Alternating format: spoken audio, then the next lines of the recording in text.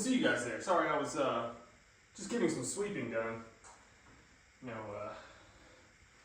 Did some sweeping this week. Those of you, some of you will understand that. How you guys doing? Welcome to the Week 9 recap. How about those Carolina Panthers, baby? Getting it done in Lambeau. Bryce Young, awful performance, but made it work. Rico Dowdle, arguably the best running back in the entire league right now. He is the best running back in the NFC. The numbers will not lie on that one. So that's great to see. I kind of wanted to switch it up this week. I mean, I'm still wearing a Panthers jersey, obviously. Win or lose, I will continue to wear one. But I pulled out the McCaffrey jersey because he is just on an absolute tear right now. Could be the RB1 in fantasy. We will see. I mean, the dude has just been unstoppable. But without further ado, let's get into these matchups. First matchup we got is Darth Griffius versus Misfits Martyr. Sam Darnold, 28 fantasy points, getting it done Sunday night. Just perfect first half. He didn't have a single incompletion in the first half. Threw for 4 touchdowns. Great to see. Kyle Monungai had to pull him up from the taxi squad. 22.8 fantasy points without a touchdown. Didn't need it. Pretty good. Love to see that for the future of my team. And then CeeDee Lamb on Monday night. The Misfits Martyrs, they were shaking in their boots. They were like, oh no, I'm only up by 12 points. Am I going to get the win? I really want it. Not. Yeah, the ball don't lie here, buddy. It just wasn't meant to be. Darth Griffius got the dub. Bo Nix, solid performance, 19.5 fantasy points. I tried to stay away from that matchup. I left Evan Ingram in. That was a stupid decision. He gave me a goose. But I really didn't want any piece of that matchup because I knew it was going to be a low-scoring, just bullshit, boring game. And it was. He had T. Higgins, 7 for 121 and 2, along with a 2-point conversion. 33 fantasy points, just wasn't enough to get the dub. He falls back under 500, 4-5. Middle of the pack right now. He wants to make the playoffs so bad. He's right on the line. We'll see what happens. I got faith. I don't think I'll make the playoffs, but it was good to get the win this week in multiple leagues, mind you. We'll move on. Hitman versus Dick Pickens.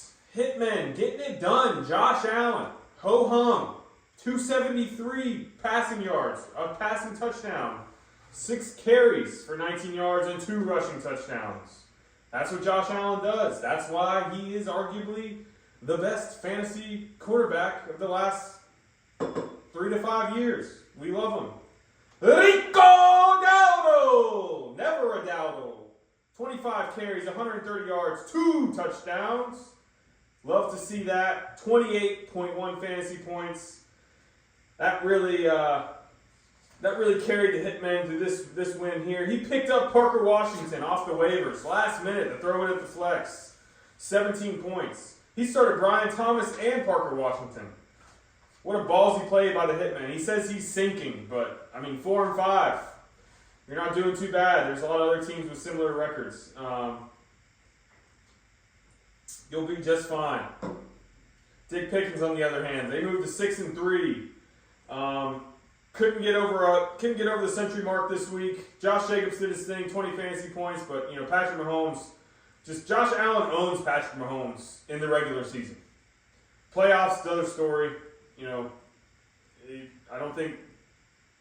I know Josh Allen has never beat Patrick Mahomes in the playoffs. So Patrick Mahomes is like, you can have the regular season win. I'll just go to the Super Bowl again. But, and then I don't think you can start Chuba Hubbard anymore, Dick Pickens. That's just, I think he's RB2 for sure now. Dowdle secured that this week with a win in Green Bay. So we'll take that. Good win, Hitman. Moving on to the next one, we got the White Way versus Junior DeLuca. Junior DeLuca's luck finally ran out, even with a 38.7-point performance from Caleb Williams. That was probably the most insane game of the season. that final touchdown to Colston Loveland, breaking tackles, getting to the end zone. I mean, what a game. Joe Flacco, career performance as well on the other side of the ball there. But get back, I got a little sidetrack there. We get back to the main point. It wasn't enough to take down the White Way, who desperately needed a win here. They got it. I know in the middle of the games, he put his whole team for sale. He was so upset. Jahmyr Gibbs letting him down 5.8 points. You don't expect to see that, but he got enough touchdowns and enough receptions here. The rest of his team, I mean, Trey McBride coming through. I think he's probably tight end 1, maybe tight end 2 the whole season. Just really solid player to have. Trevor Lawrence got it done on the ground, 2 rushing touchdowns. Kyron Williams, 114 rushing yards. And then Jalen Waddle, because he's basically the only thing left there. Solid performance. Not like stellar performance, but enough to get the win. So, good job to the White Way. You're 4-5 now. Junior DeLuca also 4-5. We'll see how the rest of the season plays out. The White Way has a playoff team. He just has to get there. So, we'll see how that goes. We got Drug Dealing Music versus Scat Pack Vroom Vroom. Scat Pack put out of gas. RIP to Cam Scatterboo. Obviously, you hate to see that injury. He was great for the NFL. We'll get him back next year for sure. CJ Stroud, concussion. Only got 4.3 fantasy points, but it didn't matter. Drug Dealing Music got it done in other ways. Devontae Adams, 2 touchdowns. Ashton Genty, a receiving touchdown. And the Raiders still lost in a depressing way, as usual. Steelers defense absolutely shit on the Colts this week. I don't know what happened there. Did Daniel Jones, is his fairy tale story over? Did he turn into a pumpkin and is just going to be ass the rest of the season? Who knows? We'll see. I hope not.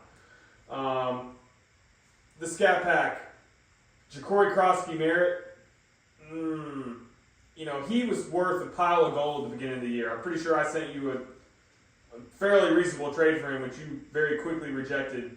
You would be lucky to get a fourth of what I offered you at the beginning, because now he's just looking like a total bust. The vibes were high. Rome Doomsday. Call him Rome O'Goose A. 0 fantasy points. In the highest scoring game of the season so far, he got 0. That sucks. And then Jordan Love getting shut down by yours truly, the Carolina Panthers, in Lambeau. That's right. The 5-4 Panthers. Same record as the Chiefs. Super Bowl? Maybe. We'll see. But yeah, Scat Pack, they moved to 5-4. Still ranked number 4.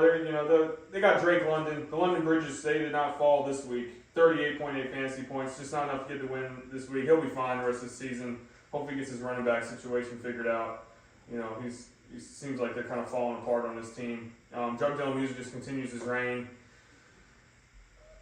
We were expecting him to be, certainly a rebuild team this year, but he's making it happen at 5-4 as well. So, good on you, Mr. Drug Dealing Music. Now we got the Hertzlocker versus the Mel Gibsons. The Mel Gibsons are in shambles. They are in absolute shambles. They were watching that Monday night game saying, "Oh, Marvin Harrison, he's having a career first half. This is a career day. There's no way I lose." You lost by 4 points. That's tough, man. I think you flew a little bit too close to the sun, Mel Gibson. You were all feeling it. Just, I'm the man. I can do it. All I needed was these few drafts. Here I am. Welcome to the show. You lost, buddy. And you've been losing. So you need to turn this shit around. Your team's looking like hot doo-doo. On the other side, Jonathan Taylor had a horrible day. It's not what you expect to see out of him. But the Hertzlocker got it done in other ways here. Rashee Rice, he's definitely back. You'll love to have that in your lineup every week. Mark Andrews, 2 for 22 and 2. What a stat line. 16 fantasy points. Love to see that. Amon-Ra doing his thing. Michael Pittman, 115 yards, 20 fantasy points. He gets the win. Moves on to 6-3. Mel Gibson's falls below 500, 4-5. They are struggling. Moving on here. We got the Ghost Riders versus the Jabroni Beating Jedis. Trevor. Brock Bowers. the single best fantasy performance of the year. JSN, arguably the number 1 wide receiver on the year.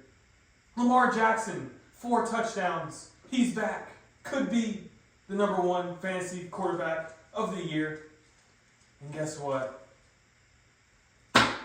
He still lost. Because on the other side, the jabroni beating Jedis, we're not messing around this week. Justin Herbert, 28.7 fantasy points. Christian McCaffrey, I'm paying homage.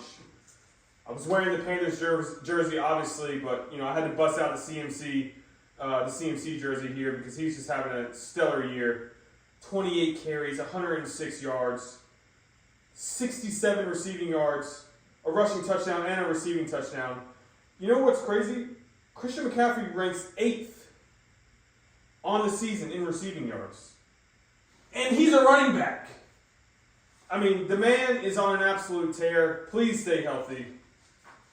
Please.